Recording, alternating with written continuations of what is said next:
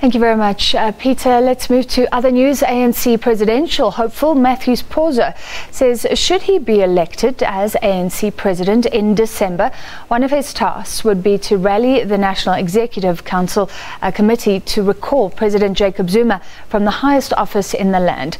Phosa accuses the ANC of spitting on the constitution by continuing to allow President Zuma to remain in office despite the Nkandla Constitutional Court ruling.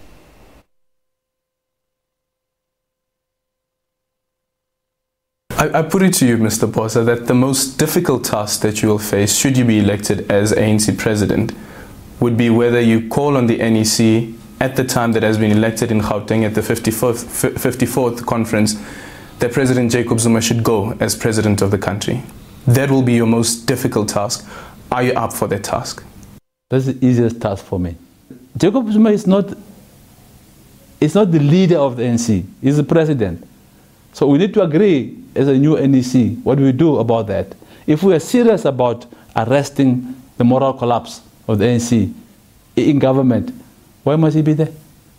Matthews Phosa, the man who once stood tall alongside Jacob Zuma, is taking on the task of getting him recalled. He says the ANC should have fired President Zuma immediately after the Constitutional Court Nkandla ruling. But he believes all is not lost, even under the current National Executive Committee. I feel that the ANC has got a responsibility to drive a motion in the NEC asking President Zuma to step down. The one last year failed. No, but it doesn't matter. This thing has been escalating. You can see the divisions. Look at the officials, even on an issue right now about whether or not there was a spy report.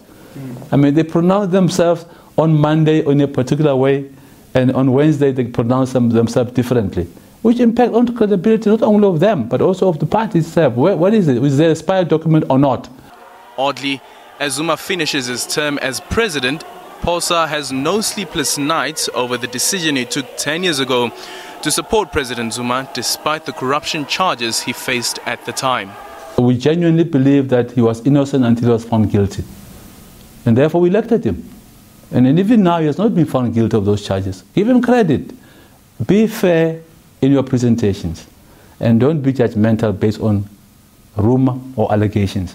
Give the man a chance. He's got also rights under the rule of law. Should he face those charges? Should he have his day in court? I think if he's charged, he must go to court. The Supreme Court of Appeal is yet to hear Zuma's application challenging a High Court ruling that he be prosecuted for some 783 corruption charges. Aldrin Simpier, SABC News, Johannesburg.